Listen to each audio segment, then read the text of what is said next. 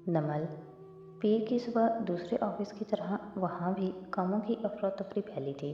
जो हैरात बारीक हील से कॉरिडोर में चलती आ रही थी, गुजरते लोगों के सलाम का मुस्कुराकर सरे खाम से जवाब देती हुई हमेशा की तरह दमक रही थी।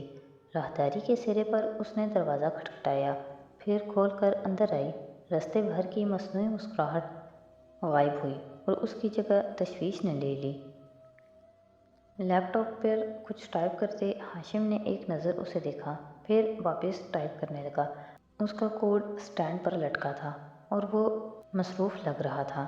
खैरियत? मेरी समझ में नहीं आ रहा कि वो लड़का 2 दिन से तुम्हारा सारा डेटा लेकर बैठा है और तुम इतने सुकून से काम कर रही हो। मेज़ पर हाथ रखकर झुकते हुए वो तशवीश से बोली, पहली बात, मेरे डॉक्यूमेंट सिक्योरिटी की तहों में थे जिन्हें वो नहीं तोड़ सकता, और मैं अभी 4 बंदों के साथ उसके घर पर दवा बोल सकता हूँ, उसके सारे कंप्यूटर्स और फाइल्स निकाल सकता हूँ, मगर मैं उसको ये तासुर नहीं देना चाहता कि उसके पास मेरी कोई कमज़ोरी है। कुर्सी घुमाकर माँ को देखते हुए हाशिम ने तहम्मुल से कहा, और मुझे यकीन नहीं है कि वो इतनी जल्दी मेरा इतना सारा डेटा कॉपी कर सकता है। खैर, जो भी हो, वो मेरे पास सबसे पहले आएगा, और बिलफर्ज उसके पास कुछ भी है तो उसको खामोश करवाने के लिए 101 तरीके आते हैं मुझे। आप अपनी परेशानी की दूसरी वजह बताएं मुझे। जवाहरात ने गहरी सांस ली, कुर्सी पर बैठी और उंगली से बाल पीछे किए। तुम्हारा भाई कहाँ है? वो आज फिर नहीं आया। खैर, घर में सो रहा होगा। वो घर पे नहीं है, दोस्तों के साथ भी नहीं है। मुझे उसकी फ़िक्र हो रही है। हाशिम ने मोबाइल उठाया और एक नंबर मिलाया। हाँ, शेरू किधर है? उसे ढूंढकर खबर दो मुझे। फ़ोन मेज़ पे डालकर माँ को देखा। मिल जाएगा। खैर, कहाँ जाना है उसने?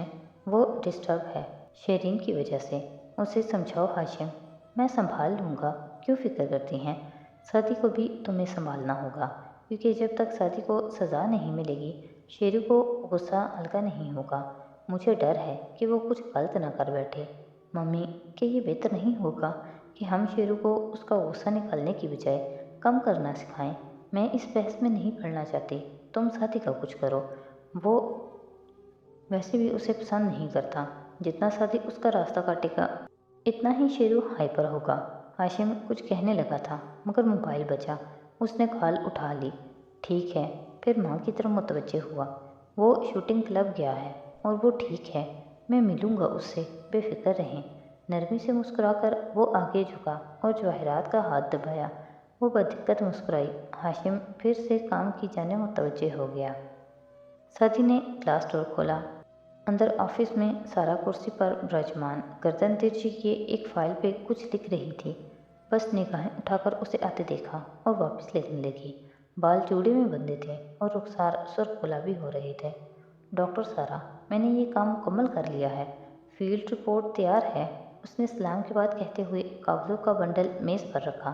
आपकी तारीफ? सारा ने लिखते हुए पूछा। सादी ने अच्छा वाले अंदाज में आबरू उठाई। आप अक्सर करती रहती हैं, कहकर वो कुर्सी खींच कर बैठा। सारा ने सर उठाकर उसे देखा, फिर उंगली से उठने का इशारा किया। वो पहले सीधा हुआ, फिर खड़ा हो गया। सारा ने कलम की पोंछ लबों से लगाई, उसे देखकर याद करने की कोशिश की। आपकी शक्ल देखी भाली है। ओह, जहाँ तक मुझे याद पड़ता है, आप इस प्रोजेक्ट के सीनियर इंजीनियर हैं। जी मैम, और जहाँ तक मुझे याद पड़ता है, मैंने एक छुट्टी की दरख्वास्त दी थी जो अप्रूव भी हुई थी। तो अपनी छुट्टी ख़त्म होने से पहले आने की ज़हमत क्यों की? पहले मैं बैठ जाऊं? उसने पूछा और उसी तरह खफगी से उसे देख रही थी। साथी फिर से बैठा और बंडल उसकी तरफ धकेला। आपका काम वक्त से पहले कर दिया है, फील्ड पे जाने की सारी तैयारी भी मुकम्मल कर ली है। अब आप वो शिकायत बताएं जो आपको मुझसे है। सारा ने फाइल बंद की, टेक लगाई और संजीदगी से उसे देखा। तुम्हें पता है सादी, थर की इस फील्ड पे हज़ारों लोग काम कर रहे हैं और इन सब के ऊपर इस ओहदे पर पहुंचने वाली मैं वाहिद औरत हूँ।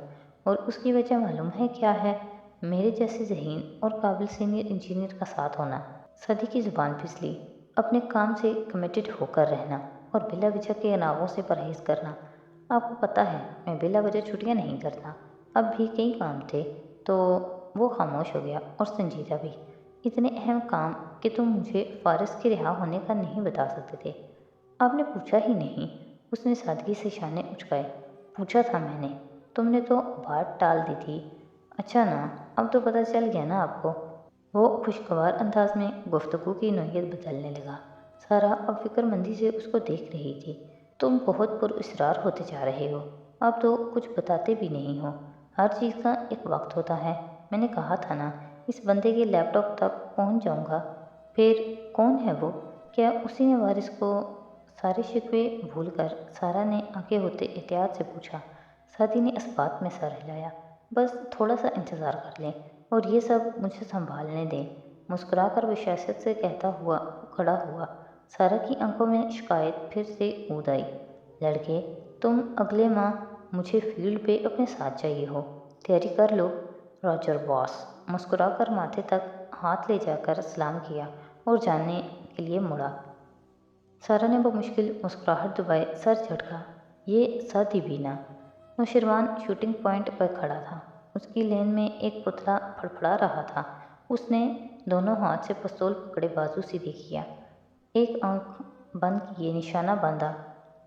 کانوں پہ پہلے ہی headphone type ear protection پہنے ہوئے تھے اور آنکھوں پہ زرد گلاسز۔ تاک کر اس نے فائر کیا۔ 1 2 3 4 سب دل کے آس پاس لگے۔ دل ٹوٹنے اور پھٹنے سے بچا رہا۔ ہاتھ سیدھا رکھو، کندھے مت جھٹکو، اس پوائنٹ کو دیکھو۔ اپنے قریب ہاشم کی مدھم آواز سن کر وہ چونک کر مڑا۔ گلاسز لگائے، کیپ پہنے، ہاشم اس کو دیکھے بنا آگے ہو کر اس کے ہاتھ کو سیدھا کر رہا تھا۔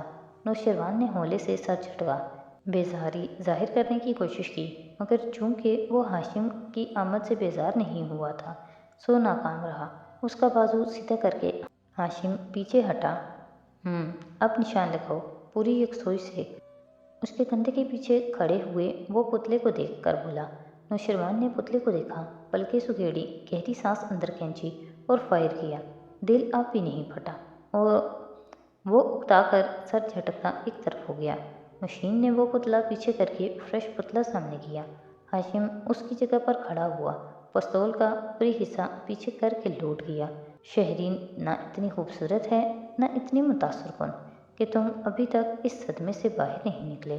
دونوں ہاتھوں میں پکڑا پستول تان کر نشانے پر رکھتے ہوئے بولا، وہ آپ کی بیوی رہی ہے۔ شیرو سر جھکا کر جوتے سے فرش مسلنے لگا۔ وہ اس موضوع سے بچنا چاہ رہا تھا۔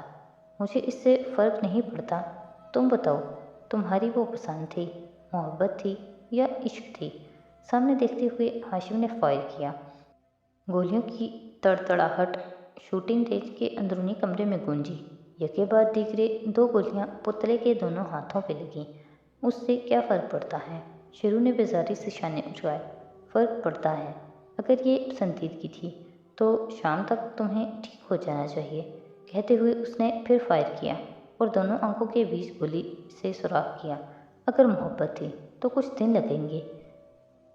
زوردار گرج کے ساتھ اگلی گولی پیشانی پہ ماری۔ اور اگر عشق تھا تو پتلے کا نشانہ لیے نظروں کے سامنے سرخ رومال سا لہرایا۔ ریڈ سرخ، تو پھر یہ علاج ہے۔ آخری گولی دل پہ ماری، دل پھٹ گیا۔ ہاشم نے گلاسز اتارے، آنکھیں سکیڑ کر تنقیدی نگاہوں سے پتلے کا جائزہ لیا جسے اب پیچھے لے جایا جا رہا تھا۔ پھر علامتی طور پر پستول کی نالی پہ پھونک ماری، اسے پینٹ کی پچھلی جیب میں ڈھسا اور پرسکون سا شیروان کی طرف مڑا۔ پسند سے زیادہ، محبت سے کم، وہ جوتے سے مسلسل فرش مسل رہا تھا۔ یا شاید شہرین کے تمہیں استعمال کرنے سے زیادہ صدمہ تمہیں سعدی کے کہنے پر استعمال کیے جانے پہ ہے۔ نوشیروان کے جھکے ہوئے چہرے پہ مارے اناہت کی سرخیاں دوڑنے لگیں۔ میٹھا مٹھیاں بھینج لیں۔ ہاشم نے بہت غور سے اسے دیکھا۔ سعدی کو دنیا میں سب سے زیادہ محبت کس سے ہے معلوم ہے؟ نوشیروان نے سلگتی نگاہیں اٹھا کر اسے دیکھا۔ ڈی اے زمر سے۔ ہاشم نے اثبات میں گردن ہلائی، اور اس کی نظر میں ہم اسے گرا چکے ہیں۔ ان کے خراب تعلقات نیکلس برآمدگی کے بعد مزید خراب ہو جائیں گے۔ جلد سعدی میرے پاس آئے گا اور میں اسے اپنے طریقے سے سنبھالوں گا۔ اگر وہ میرے لیے کام کرنے کے لیے لگ جائے تو سوچو ہمارا غلام بن کر ہمیں کتنا فائدہ ہوگا۔ وہ کبھی ہمارا غلام نہیں بنے گا، ناممکن۔ اور اتنا تو نوشیروان اسے جانتا تھا، میں اسے اندیکھی زنجیروں میں جگڑ لوں گا شیرو۔ ایک دن وہ میرے لیے کام کرے گا، اس کا ٹیلنٹ ہمارے حق میں استعمال ہونا چاہیے۔ مطلب آپ کو ابھی بھی شادی کی فکر ہے؟ نوشیروان کے اندر غصے کی نئی لہر دوڑی۔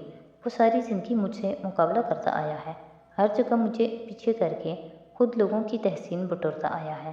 اس کے سامنے کبھی میں خوش نہیں ہوتا، ہر کوئی اس کا متعارف ہوتا ہے۔ آخر کیوں؟ کیونکہ وہ ایک خوددار اور ذہین نوجوان ہے، اس میں وقار ہے اور وہ رشتوں کا پاس کرنا جانتا ہے۔ وہ لوگوں کے لیے اچھا سوچتا ہے اور مشکل میں ان کی مدد کرتا ہے۔ انسان کو عزت کروانی پڑتی ہے۔ اور یو نو واٹ، میں یہاں کھڑا ہو کر شادی کی صلاحیتوں پہ 2 گھنٹے مزید بھی بول سکتا ہوں، مگر مجھے تمہاری فکر ہے کیونکہ میرے بھائی تم ہو، اس لیے اس شیرین ٹراما سے نکلو۔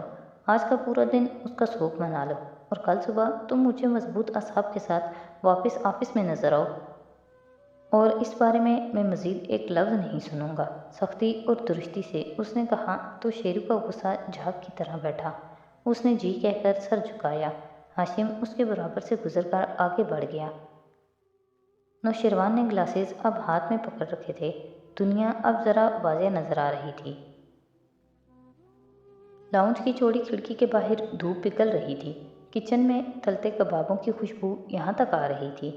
ویل چیئر پہ بیٹھے بڑے ابا بہت محبت اور اپنائیت سے صوفے پہ سر جھکائے فارس کو دیکھ رہی تھی۔ قریب ہی سعدی کھڑا فائل کے صفحے پلٹ رہا تھا۔ نفی میں سر ہلاتے سعدی نے ان کا دوائیوں کا باکس کھولا۔ مجھے اچھی طرح یاد ہے یہ کتنی گولیاں چھوڑ کر گیا تھا۔ آپ نے 2 ہفتے میں صرف 11 روز کی دوائی کھائی ہے۔ فارس نے خاموشی سے بس نگاہ اٹھا کر اسے دیکھا۔ البتہ انہوں نے مسکراتے ہوئے تفتیش کرتے لڑکے پہ نظر ڈالی۔ وہ ختم ہو گئی تھی، یہ نہیں منگوائی ہیں، صداقت سے پوچھ لو۔ بیٹے اور غلام کی گواہی قبول نہیں ہوتی۔ میرا پوتا آتا جاتا ہے، اس سے اچھی دوا اور کیا ہوگی میرے لیے؟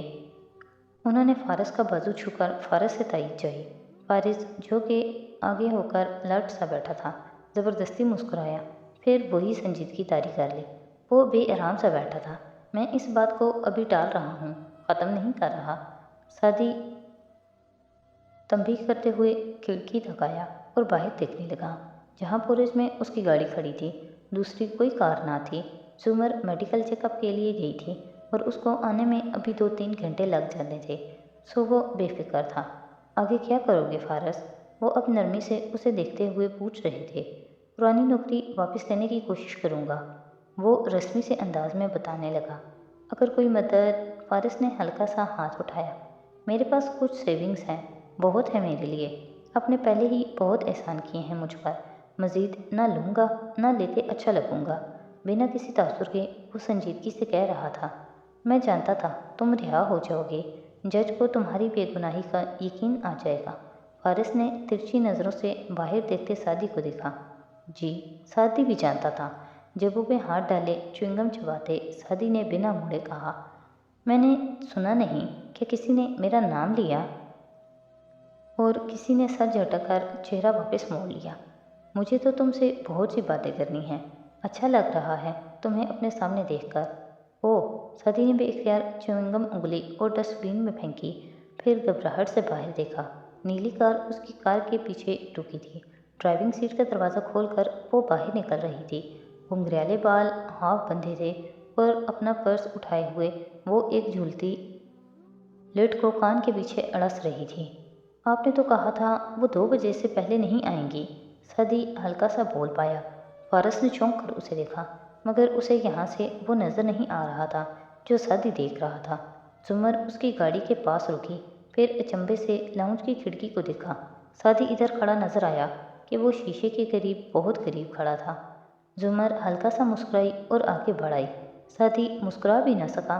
وہ راہداری میں داخل ہوئی تھی کہ ٹرالی لاتا صداقت اسے دیکھ کر بوکھلا گیا۔ باجی، آپ اتنی جلدی؟ ہاں، اپائنٹمنٹ کینسل ہو گئی، ڈاکٹر کو کہیں جانا تھا۔ سعدی آیا ہے؟ وہ سیدھی ڈرائنگ روم کی طرف آ رہی تھی اور اس کی آواز پہلے ہی ادھر پہنچ گئی تھی۔ بڑے ابا نے بے اختیار سعدی کو دیکھا۔